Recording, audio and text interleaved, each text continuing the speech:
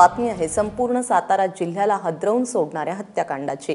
साताऱ्यातल्या वाईमध्ये मंगल जेधे यांची हत्या करणाऱ्या डॉक्टर संतोष पोळने एकूण 6 जणांची हत्या केल्याची कबुली दिली आहे। गेल्या 3 महिन्यांपासून मंगल जेधे या आपलं मूळ गाव भोम मधून बेपत्ता होत्या। पोलीस तपासामध्ये मंगल जेधे यांनी शेवटचा फोन डॉक्टर संतोष पोळला केल्याचं निष्पन्न झालं आणि यानंतर डॉक्टर संतोष पोळची कसून चौकशी सुरू झाल्यानंतर मंगल जेधे यांच्या हत्येबरोबरच इतर 6 जणांची हत्या केल्याची कबुली डॉक्टर संतोष पोळने दिली। मंगल जेधे, सलमा शेख, नथमल भंडारे, जगाबाई पोळ, सुरेखा चिकणे आणि वनिता गायकवाड अशी हत्या झालेल्यांची नावं आहेत। ही लोक 2003 ते 2016 दरम्यान सातारा आणि वाई परिसरातून बेपत्ता होते।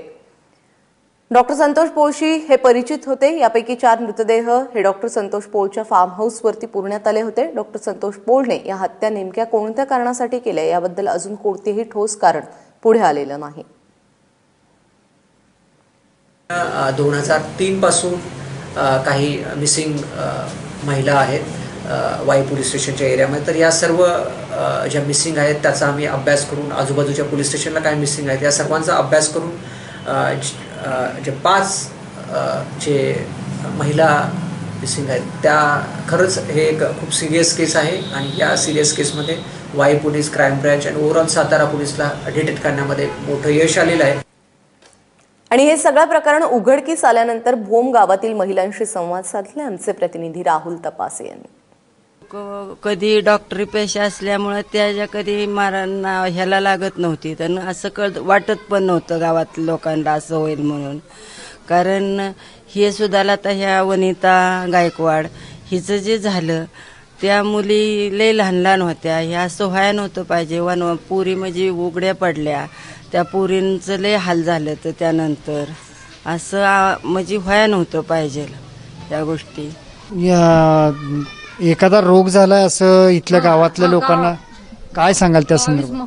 22 माणसांना रोग झालाय इडस म्हणून त्यानं भीती घातली माणसाला। त्यांना तसं काय झालं नव्हतं? काय झालंय की काय केलंय की त्यानं हे कृत्य पहिलं केलं आणि मग हे बाकीचं सुरू झाले। ते आधी माणसांना त्यानं येडं केलंय आणि काहीतरी असं सांगून माणसांना ते इंजेक्शन करून बाद केलेत काय महिला। हो, डॉक्टर कीचा ते बी फायदा घेतलाय। तो सगळ्यांना असं म्हणायचं की तुम्हाला एडस आहे, असं मग तुम्हाला इंजेक्शन करायचं, औषधं द्यायची एडस बद्दल असा तो म्हणायचा। मग त्यामुळे भीती वाटायची त्याच्या दवाखान्यात जायची आम्हाला। कुणी दवाखान्यात जात नव्हतं त्याच्या असं सगळ्यांना सांगायला लागल्यामुळे। त्यांनी केलेलं हे एक एक कृत्य समोर येत असताना एक आता महत्वाचा धक्कादायक प्रकार समोर येतोय या महिलांकडून की हा डॉक्टर इथे आलेल्या प्रत्येक पेशंटला हा वेगवेगळ्या प्रकारचे रोग असल्याचं भासवून तो त्या पद्धतीनं इथल्या नागरिकांना दहशत निर्माण करत होता।